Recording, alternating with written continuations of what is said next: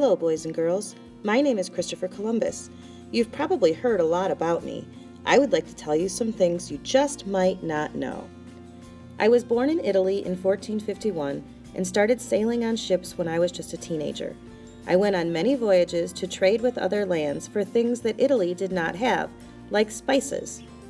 In 1476, on my very first voyage into the Atlantic Ocean, my ship was attacked by the French and set on fire. I narrowly escaped and had to swim for my life. I swam ashore in Portugal. I settled there for a short time and then moved to Spain. I was still interested in sailing and took many more voyages. I learned all about the Atlantic Ocean currents when I was sailing to and from Africa. At that time, sailing east to India was not always safe, so I devised a plan to sail west instead. I had never sailed to India before, and I believed it would be a faster route and safer because no one else was traveling that direction. I was just one man and did not have near enough money to fund this trip, so I went to the Portuguese king for funding. He said no. Later, I went to Italy as well. I got the same answer, no. Finally, I went to Queen Isabella and King Ferdinand II of Spain and asked them to pay for my voyage. In return for their help, I would claim any land that I found for Spain and use the route to trade for the Spanish government. What do you think their answer was? Well, it was no. They said no too. But I became very persistent, which means I didn't give up and I kept asking.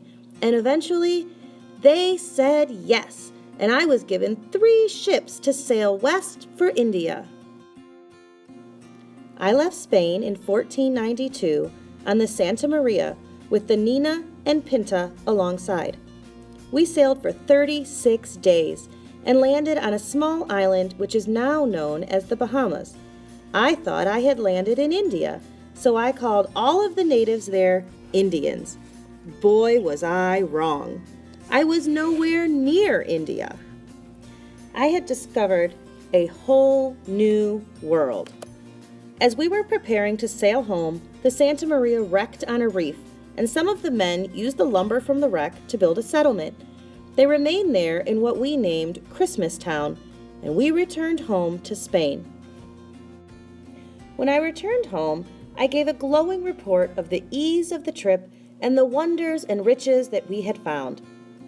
I may have exaggerated a little, but the royals bought it hook, line, and sinker, and funded more voyages to the New World.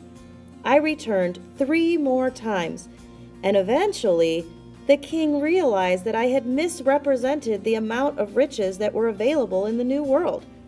For a time, I was in a lot of trouble with the King of Spain. On my last voyage to the New World, my ship wrecked, and I was stranded with my men on the island that is now Cuba.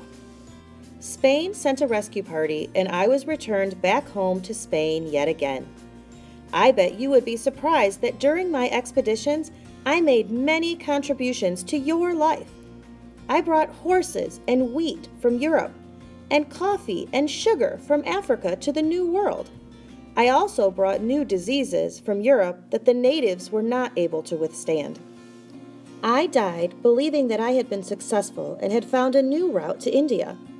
I never realized that in my whole life, I never actually reached India.